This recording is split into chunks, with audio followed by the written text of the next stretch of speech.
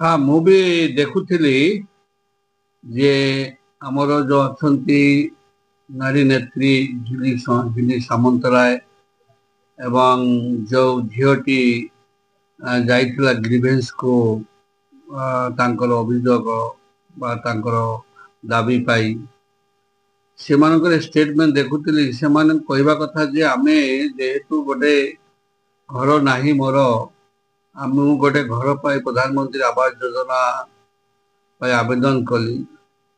ଯୋଉମାନେ ବିଡିଓ ଯାଇଥିଲେ ଗ୍ରିଭେନ୍ସ ଶୁଣିବା ପାଇଁ, କିନ୍ତୁ ସେ ତାକୁ ଶୁଣିଲେ ନାହିଁ ଠିକ ସେ।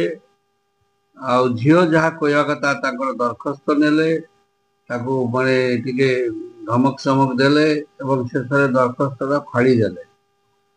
ଯାହା ସେ ତାର ଷ୍ଟେଟମେଣ୍ଟ ଦଉଥିଲା, ଏମିତି ଯଦି ହୁଏ ତାହା ତ ବହୁତ ଦୁର୍ଭାଗ୍ୟଜନକ। କାରଣ ଆମର ଯଶସ୍ୱୀ ମୁଖ୍ୟମନ୍ତ୍ରୀ ମୋହନ ଚରଣ ମାଝୀ କହୁଛନ୍ତି ସବୁବେଳେ ଯେ ପାବ୍ଲିକ ସହିତ ସରକାରୀ କର୍ମଚାରୀ ମାନେ ଭଲ ବ୍ୟବହାର କରିବା ଦରକାର ଏବଂ ଯଦି ତାଙ୍କର ନ ହେଇ ପାରିଲା ତାକୁ ଦରଖାସ୍ତରେ ନେଇକରି ତାଙ୍କୁ ପରେ ଚିଠି କରିଥାନ୍ତା ଯେ ତୁମର ଏଇଟା ହେଇପାରିବ ନାହିଁ, ତୁମେ କ୍ରାଇଟେରିଆ ଭିତରେ ଆସୁନାହଁ। କିନ୍ତୁ ତାଙ୍କ ସହିତ ତାକୁ ଧମକ ଚମକ ଦେବା ବା ତାଙ୍କ ଦରଖାସ୍ତ ନେଇ ଫାଡ଼ିଦେବା, ଲୋକ ଆଗରେ ଝିଅଟାକୁ ଅପମାନିତ ହେଲା, ଆଉ ଏଇଟା ଆଦୌ ଠିକ ନୁହେଁ। ତାପରେ ଏମାନେ ଯୋଉମାନେ ଏଇ ଯୋଉ ଗ୍ରିଭେନ୍ସ ନଉଛନ୍ତି, ଜିଲ୍ଲାପାଳ ହଉ ବା ଏଇ ଯୋଉ ଏଡିଏମ ହଉ, ବିଡିଓ ତହସିଲଦାର, ଏମାନେ ଯୋଉ ଗ୍ରିଭେନ୍ସ ନେଲା ପରେ ସେ ଗ୍ରିଭେନ୍ସ ର ଯୋଉଗୁଡାକ ହେଇପାରୁନି ତାର ଫଲୋ ଅପ୍ ଆକ୍ସନ ଦରକାର। କିନ୍ତୁ ଦେଖାଯାଉଛି ଏଠି ଫଲୋ ଅପ୍ ଆକ୍ସନ କିଛି ନାହିଁ। ଆଉ ଏମାନେ ଖାଲି ନା କେ ବାସ୍ତେ ଗ୍ରିଭେନ୍ସ ନଉଛନ୍ତି, ଏମିତି ହବା କଥା ନୁହଁ। ଆଉ ଏହା ଦ୍ୱାରା ଲୋକଙ୍କର ଭରସା କମିଯାଏ।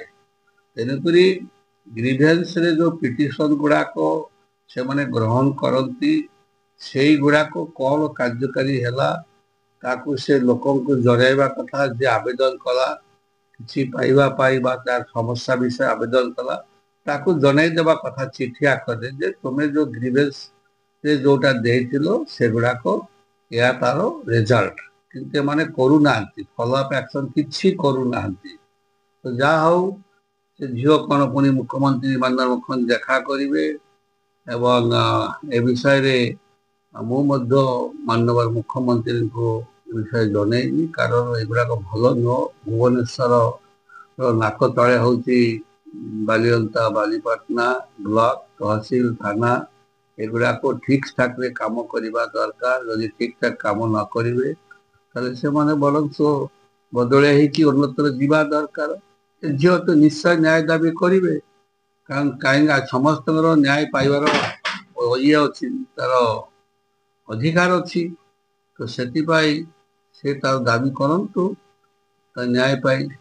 କାରଣ ବିଶେଷ ଭାବରେ ଏଇ ଗୋଟିଏ କଥା ନୁହଁ, ଆହୁରି ଗୁଡାଏ ଘଟଣା ଏମିତି ହେଇଛି। ଏଗୁଡାକରୁ ସଂଯତ ରହିବା ଦରକାର। ସେମାନେ ଦରମା ନଉଛନ୍ତି, ଠିକ ଭାବରେ ସେବା ଦେବା ଦରକାର। ଆଉ ସେବା ନଦେଲେ ସେମାନେ ନିଶ୍ଚିତ ଭାବରେ ଅଶାନ୍ତି କରିବେ। जदि आपंक आम भिडी भल लगा तेब आम चैनल को लाइक, शेयर और सब्सक्राइब करने को जमा भी भूलु नहीं।